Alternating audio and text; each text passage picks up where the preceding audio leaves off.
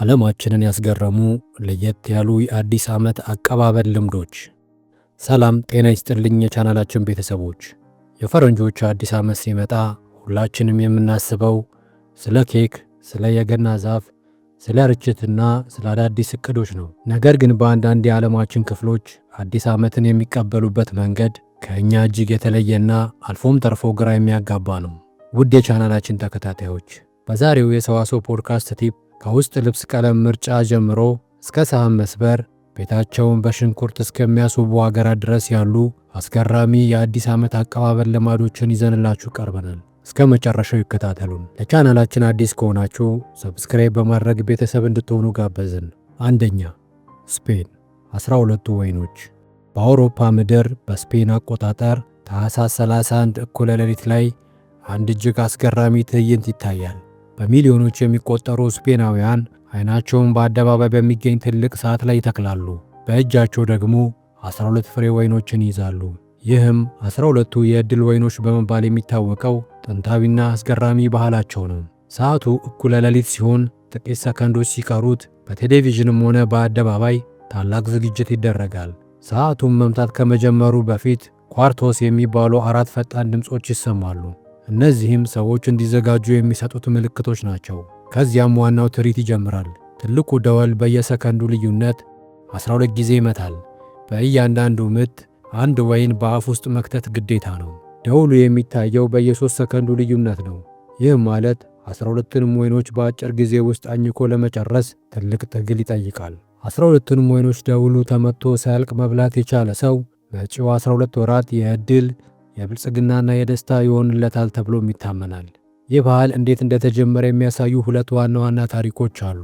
የመጀመሪያውና ይበልጥ የሚታመነው ታሪክ ወደ 1909 ዓመተ ምህረት ይመልሰናል። በዚህ ዓመት በስፔን ደቡባዊ ክፍል የሚገኙ የወይን ገበሬዎች እጅግ ከፍተኛ የሆነ የወይን ምርት አምርተው ነበር። የተረፋቸውን ወይን ለመሸጥና ገበያ ለመፍጠር ሲሉ ይህን ወይን በአዲስ ዓመት ዋዜማ መብላት ዕድል ያመጣል የሚል የንግድ ማስታወቂያም አስለፈፉ። ይህም ዘዴ ተሳክቶላቸው ዛሬ አገራዊ ባህል ሆኗል። ሌላው ታሪክ ደግሞ በ1880ዎቹ ማድሪድ ውስጥ የሚኖሩ ተራው ሕዝብ ከበርቴዎች አዲሱን ዓመት በወይን ጠጅና በወይን ፍሬ ሲያከብሩ በመመልከታቸው እነሱን ለመቀለድና ለመቃወም ብለው በአደባባይ ወይን መብላት መጀመራቸው ይነገራል። ይህ ባህል ዛሬ የስፔን ማንነት መገለጫ ሆኗል። በቤተሰብ ውስጥ ትልቅ ቦታ ይሰጠዋል። ደውሉ ተመቶ ሲያልቅ ሁሉም ሰው አፉ በወይን እንደተሞላ መልካም አዲስ ዓመት እየተባባለ ይተቃቀፋል። ይህ ትዕይንት በሳቅና በደስታም የታጀበ ነው። ሁለተኛ፣ ዴንማርክ የሳህን ስብርባሪዎች። በአዲስ ዓመት ዋዜማ ሌሊት በዴንማርክ ጎዳናዎች ላይ ብትጓዙ እንግዳ የሆነ ድምፅ ይሰማችኋል። የርችት ድምፅ ብቻም አይደለም፣ የሴራሚክ ሳህኖች ከግድግዳና ከደጃፍ ጋር ተጋጭተው የሚሰባበሩበት ድምፅ እንጂ። ዴንማርካውያን ለዘመናት ያቆዩት አንድ ወግ አላቸው፣ አዲስ ዓመትን ለመቀበል ሳህን መስበር። ይህ ልማድ ስማሽ ፕሌትስ ይባላል። ዴንማርካውያን ዓመቱን ሙሉ የተሰነጠቁ የጎደሉ ወይም የማይፈልጓቸውን ሳህኖች፣ ኩባያዎች ሳይጥሉ ለብቻቸው ያከማቻሉ። ታኅሳስ 31 እኩለ ሌሊት ሲሆን ሰዎች እነዚህን ያከማቹትን ሳህኖች ይዘው ወደ ጓደኞቻቸውና ወደ ዘመዶቻቸው ቤት ያመራሉ። ከዚያም በታላቅ ደስታ ሳህኖቻቸው በወዳጆቻቸው ደጃፍ ወይም በር ላይ በመወርወር ያደቁታል። በማግስቱ ጠዋት በአዲስ ዓመት መጀመሪያ ቀን የቤቱ ባለቤት በሩን ሲከፍት የሚያገኘውን የሳህን ክምር ነው። በሌላ ሀገር በራችሁ ላይ ሳህን ሲሰበር እንደ ግጭት ወይም እንደ ንቀት ሊታይ ይችላል። በዴንማርክ ግን ነገሩ ተቃራኒ ነው። በደጃፍ ላይ ያለውን የሳህን ስብርባሪ በበዛ ቁጥር የአንተ ወዳጆችና ጓደኞች ብዙ ናቸው ማለት ነው። ብዙ ሰው ይወድሃል፣ ብዙ ሰው መልካም ይመኝልሃል ተብሎ ይታሰባል። የሳህኑ ክምር ትልቅ ከሆነ መጪው ዓመት በበረከትና በስኬት የተሞላ ይሆናል ተብሎም ይታመናል። ስለዚህም የዴንማርክ ሰዎች በራቸውን ሲከፍቱ በስብርባሪ ሳህን ከተሞላ ዕድለኛ ነኝ ብለው ይደሰታሉ። ሦስተኛ፣ ደቡብ አሜሪካ ብራዚልና ኮሎምቢያ የውስጥ ልብስና ሻንጣ። ወደ ደቡብ አሜሪካ ስንጓዝ አዲስ ዓመት ከጭፈራና ከደስታ ባለፈ ጥልቅ ትርጉም ያላቸው ለወደፊት ሕይወት ስኬት የሚያዩበት ወቅት ነው። በተለይ በብራዚልና በኮሎምቢያ የምትለብሱት ልብስ ቀለምና የምትይዙት ቁስ መጪውን 365 ቀናት ይወስነዋል ተብሎ ይታመናል። እዚህ ጋር ዋናው ነገር ትኩረት ቀለም ላይ ነው። አብዛኛው ብራዚላዊ በአዲስ ዓመት ዋዜማ ነጭ ልብስ ይለብሳል። ነጭ የሰላምና የመንፈሳዊ ንጽህና ምልክት ነው። ከላይ የሚታየው ነጭ ልብስ ከስር የሚለብሰውን የውስጥ ቀለም ግን ትልቁ ሚናን ይጫወታል። ቀይ የውስጥ ልብስ ከለበሱ ዓመቱ የፍቅርና የስሜት ይሆንላቸዋል።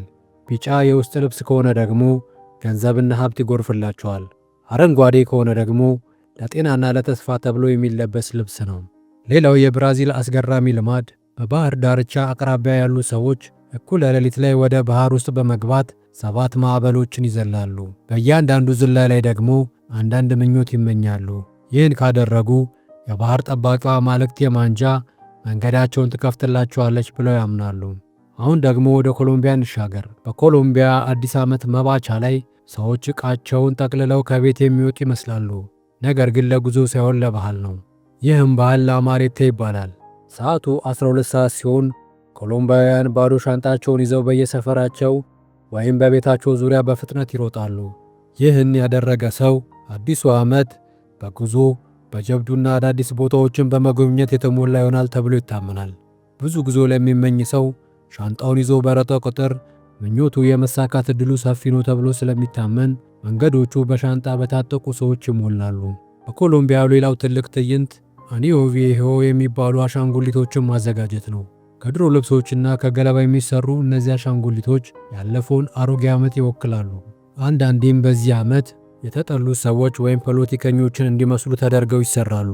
እኩለ ሌሊት ላይ እነዚህ አሻንጉሊቶች በእሳት ይቃጠላሉ። ትርጉሙም ያለፈው ዓመት መጥፎ ትዝታዎች፣ ስህተቶችና ህመሞች ከአሻንጉሊቱ ጋር አብረው ነደው እንዲጠፉና አዲሱ ዓመት በንጹሕ መንፈስ እንዲጀመር ለማድረግ ነው። የደቡብ አሜሪካ አዲስ ዓመት አቀባበል በምኞትና በተስፋ የተሞላ ነው። በብራዚል ነጭ ልብስ ለብሰ ማዕበል መዝለል ወይም በኮሎምቢያ ሻንጣ ይዘ መሮጥ ሁሉም የሚያሳዩት ሰዎች የተሻለ ሕይወትን ምን ያህል እንደሚናፍቁ ነው። አራተኛ ግሪክ በር ላይ ሽንኩርትን መስቀል። ወደ ሜዲቴራንያን ባህር ዳርቻው ወደ ስልጣኔዋ መፍለቂያ ግሪክ እናምራ። በግሪክ አዲስ ዓመት ሲመጣ በየቤቱ ደጃፍ ላይ የሚታየው ነገር ግራ ሊያጋባችሁ ይችላል።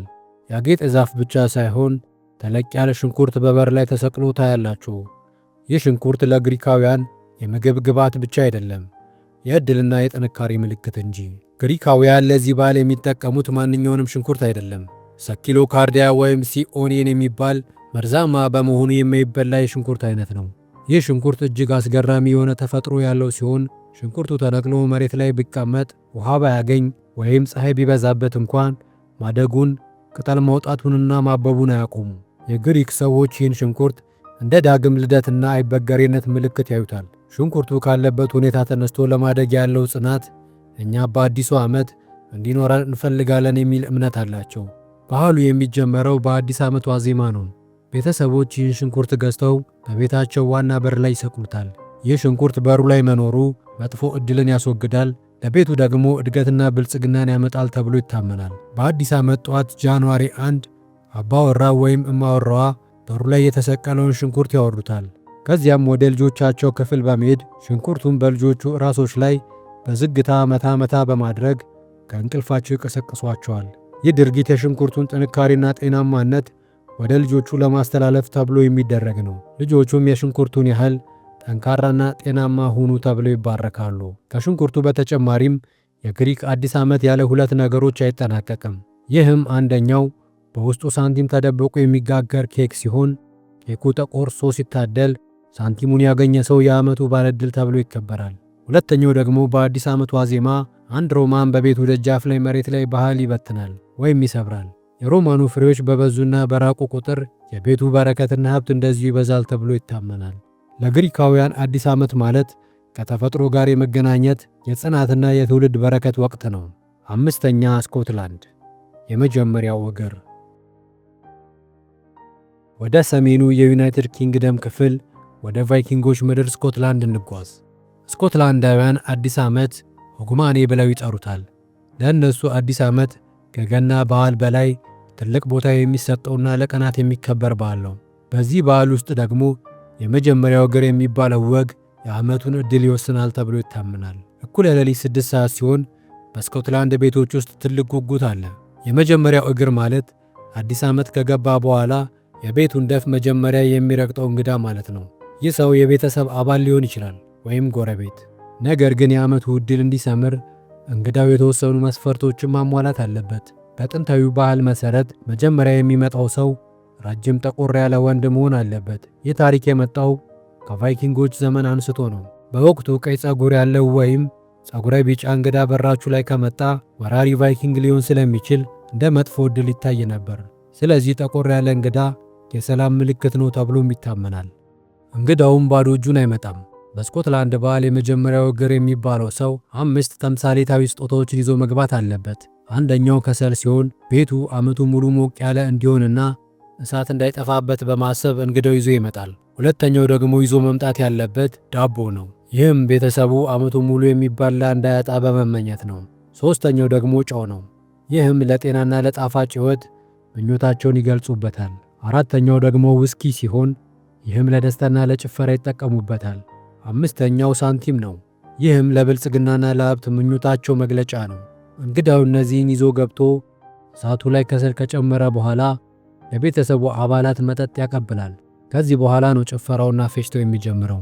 የስኮትላንድ አዲስ ዓመት የጥንካሬ፣ የጓደኝነት፣ ያለፈውን ታሪክ የማክበር ባህል ነው።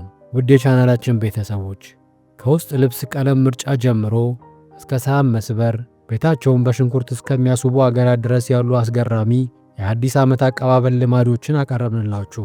እናንተ የትኛው አገር ባህል ይበልጥ ደስ አላችሁ? ይህንን ቪዲዮ ከወደዳችሁት ላይክ ያድርጉ። እንዲሁም አዳዲስ መረጃዎች እንዳያመልጦ ሰብስክራይብ ማድረግዎን አይርሱ። በቀጣይ ቪዲዮ እስከምንገናኝ ድረስ ጤና ይስጥልኝ።